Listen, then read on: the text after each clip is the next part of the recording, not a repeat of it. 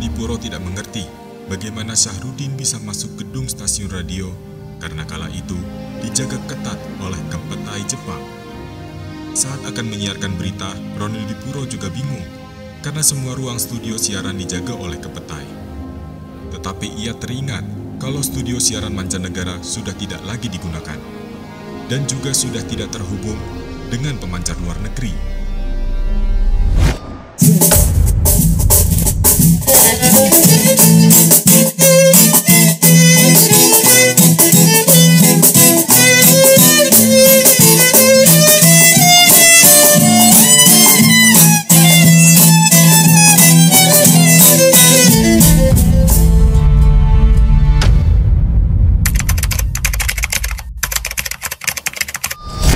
Catatan Sasakala, Jumat pagi pukul 10, tanggal 17 Agustus 1945. Proklamasi kemerdekaan dibacakan oleh Soekarno di Jalan Pegangsaan Timur 56. Yusuf Ronodipuro saat itu tidak mendengar kabar tentang proklamasi karena para staf Hosokyoku sejak hari Rabu sebelumnya sudah tidak diizinkan untuk keluar atau masuk stasiun radio. Bersama beberapa temannya, ia terkunci di dalam.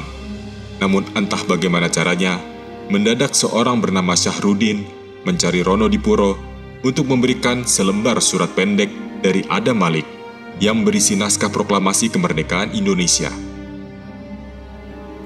Ronodipuro tidak mengerti bagaimana Syahrudin bisa masuk gedung stasiun radio karena kala itu dijaga ketat oleh Kempetai Jepang.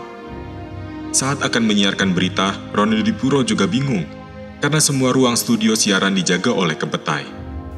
Tetapi ia teringat kalau studio siaran mancanegara sudah tidak lagi digunakan dan juga sudah tidak terhubung dengan pemancar luar negeri. Ronodipuro kemudian menanyakan kepada bagian teknis dan mendapat gagasan untuk mengubah peraturan kabel di stasiun radio. Kabel pemancar siaran dalam negeri kemudian ia sambungkan juga dengan pemancar mancanegara. Dengan begitu, saat siaran di studio akan terlihat dan terdengar layaknya siaran biasa. Setelah semuanya siap, pada pukul 7 malam, Yusuf Ronodipuro yang kala itu berusia 26 tahun, membacakan teks proklamasi kemerdekaan Indonesia lewat siaran mancanegara ke seluruh dunia. Setelah kira-kira 20 menit, ia juga membacakan naskah proklamasi dalam bahasa Inggris. Sehingga radio-radio internasional seperti BBC London, Radio Amerika, Singapura, dan yang lainnya bisa mengerti lalu meneruskannya hingga seluruh dunia pun ikut mendengar kabar proklamasi kemerdekaan Indonesia. Aksi berani Ronodipuro ini kemudian diketahui oleh tentara Kekaisaran Jepang karena siarannya juga terdengar oleh radio di negeri Jepang. Akibatnya seluruh staf Hosokyoku yang terlibat dalam aksi dikenai hukuman berupa siksaan fisik oleh tentara Jepang dan hampir dihukum pancung kalau tidak dibantu oleh seorang perwira Jepang yang mengenalinya.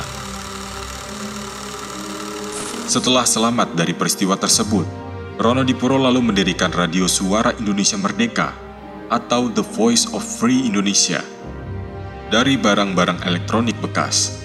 Pada tanggal 25 Agustus 1945, Soekarno kemudian bisa menyampaikan pidatonya di radio tersebut. Ini adalah pidato pertama Soekarno sebagai Presiden Republik Indonesia. Sedangkan Muhammad Hatta menyampaikan pidato pertamanya di radio pada tanggal 29 Agustus 1945. Di masa itu, radio milik tentara Jepang di daerah-daerah masih banyak yang melanjutkan siaran karena tidak dijaga seketat Jakarta. Mengetahui keadaan demikian, Yusuf Ronodipuro lalu meminta kepada Abdurrahman Saleh agar radio-radio di daerah sebaiknya tetap siaran dan mengisinya dengan konten yang menyebarkan semangat perjuangan. Gagasan Ronodipuro segera memperoleh sambutan baik. Pada tanggal 10 September 1945, pimpinan-pimpinan radio daerah dari Surakarta, Yogyakarta, Bandung, Semarang, dan lain-lain berkumpul untuk membicarakan hal tersebut. Selain itu, semuanya juga setuju untuk meminta kepada Jepang agar memberikan stasiun radio mereka kepada Republik Indonesia. Akan tetapi pihak Jepang menolak. karena menurut perjanjian penyerahan Jepang, wilayah Indonesia harus diberikan kepada tentara sekutu. Pada tanggal 11 September 1945, rapat kembali diadakan dan menyetujui didirikannya Radio Republik Indonesia atau RRI. Untuk itu sekali lagi dilakukan upaya meminta kepada pihak Jepang agar memberikan stasiun-stasiun radionya. Namun karena tetap ditolak, akhirnya terjadi perebutan secara paksa terhadap stasiun-stasiun radio di daerah. Perebutan ini ternyata tidak mendapati perlawanan yang berarti dari tentara Jepang. Nampaknya moral tentara Kekaisaran Jepang saat itu sudah jatuh pasca terjadinya penyerahan Jepang kepada tentara sekutu. Dan Yusuf Ronodipuro lalu naik menjadi kepala RRI yang pertama. Ketika tentara sekutu yang memenangkan Perang Dunia II tiba di Indonesia, setelah rapat raksasa Ikada, kaum pemuda langsung merebut kantor-kantor Jepang untuk menjadi milik Republik Indonesia, termasuk Hosokyoku. Namun ketika pecah agresi militer Belanda I tahun 1946, RRI direbut oleh tentara kerajaan Belanda dan Yusuf Ronodipuro pun ditangkap lalu dipenjarakan pada tanggal 21 Juli 1947. Perjuangan dan semua penderitaan yang dilalui semasa perang mempertahankan kemerdekaan oleh Yusuf Ronodipuro diceritakan kepada Bung Karno. Ia menceritakannya sebab Bung Karno menolak untuk melakukan pembacaan teks proklamasi kemerdekaan untuk kedua kalinya. Bagi Bung Karno itu adalah peristiwa sakral yang hanya terjadi sekali dan tidak boleh diulang. Namun setelah mendengar cerita Yusuf Ronodipuro, akhirnya Bung Karno luluh dan setuju untuk melakukan perekaman.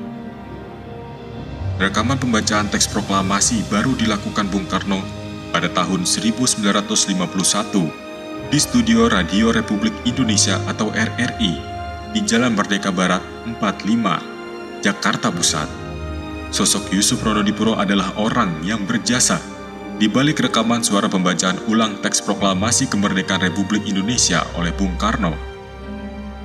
Ia secara spontan mengusulkan ide perekaman suara pembacaan ulang teks proklamasi kemerdekaan karena RRI baru saja membeli peralatan baru.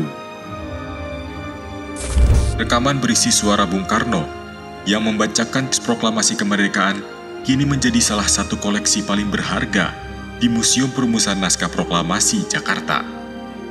Suara Bung Karno diabadikan dalam piringan hitam dengan merek Lenko tipe L78, buatan Swiss yang merupakan sumbangan koleksi dari studio Lokananta Solo. Dari upaya yang dilakukan oleh Yusuf Ronodipuro, akhirnya semua orang termasuk para generasi penerus bangsa bisa turut mendengarkan suara Bung Karno yang membacakan teks proklamasi kemerdekaan Indonesia.